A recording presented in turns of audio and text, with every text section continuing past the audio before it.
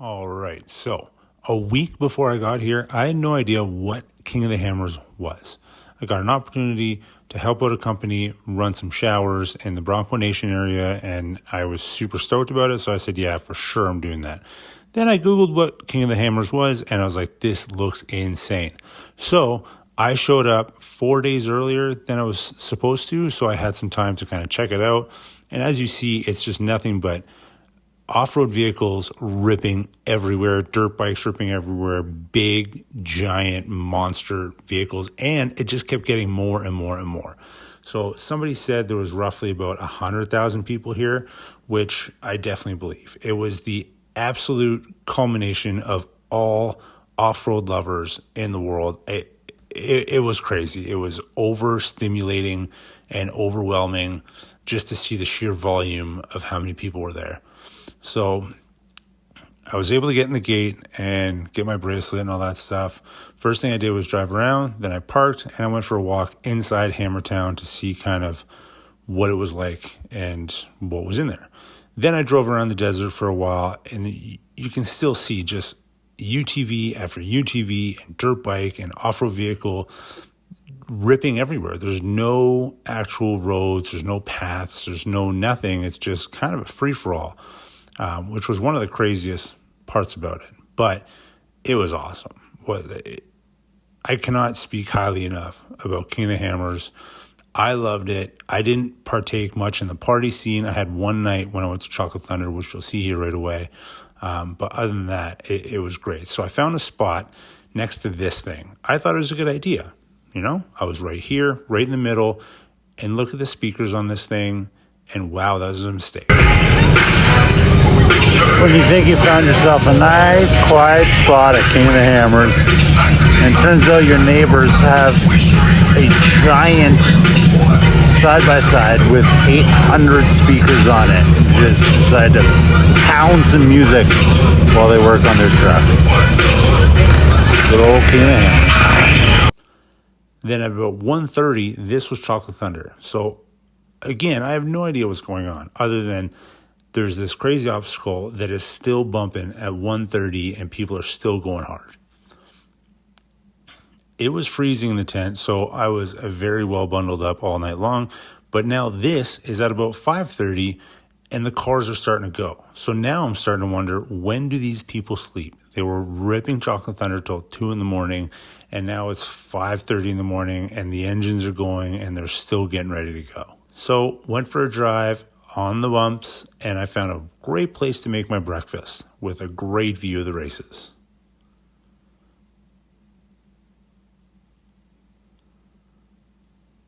Honestly, there's no better place in the world that I could have made my breakfast that morning while watching these guys rip.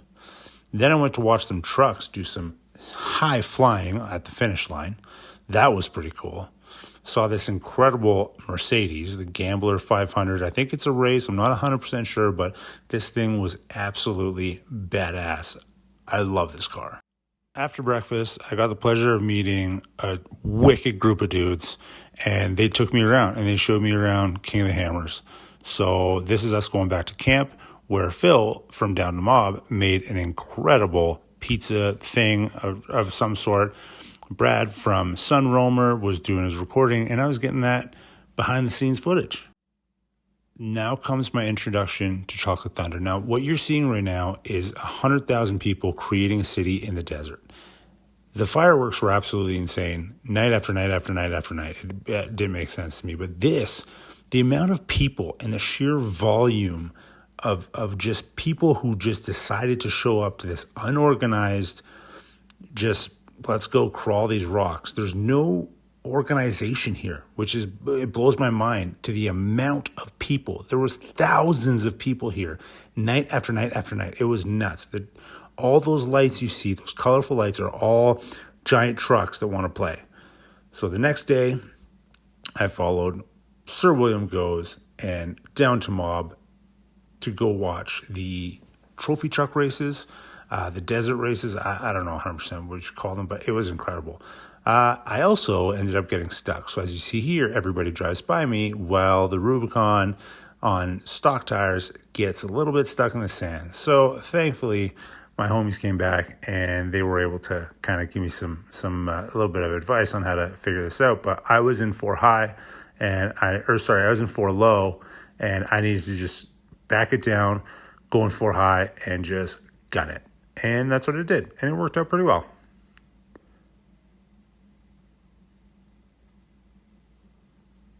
Now, this was the coolest thing. Seeing these trucks absolutely flying by, the helicopters chasing them. This, to me, was my favorite, coolest part of King of the Hammers, and I would love to do it. If I had to choose something to go watch again, it would be this. It was incredible. These trucks were just absolutely flying through the desert. It was the wildest thing to watch. I absolutely love this part. It was just nuts. I hope that I can take Wilder and Fox to go watch this one day, because seeing these trucks go at such high speed through the desert, especially with the helicopters chasing, coolest thing ever. Then it was time for a sunset ride back to camp. Next day, we went for this wild side-by-side ride where the whoops that we drive so slow through, we were ripping 60 miles an hour through. But then we tried to do a little bit of a desert hill climb, go up the dune, and maybe it's because we were too heavy in that thing. I don't know. But you can see our tracks going up, and that's where we blew the belt. So we had to do a little belt fix. Then I got to see this mob of 3-wheelers, because this was on the Tuesday. So Ultra 3 was that night, which is a big 3-wheeler race. You got to love the wheelie just coming through the whole way. But yeah, these 3-wheelers were just, again, something I've never seen before. To this extent, it was pretty cool. The entire trip, I was so thankful for my ice cold fridge. The amount of food I was able to fit in this thing was amazing. I had a 60-pack of eggs in there. I had all my drinks. I had my bread was in there. And then on the other side, because I was by myself, I was able to use it as my dry storage. So basically, all my food was able to fit nice, secure, and all in the same place in my fridge, which, again, thank you so much, Ice Code. This thing has been a lifesaver on more opportunities than I can count.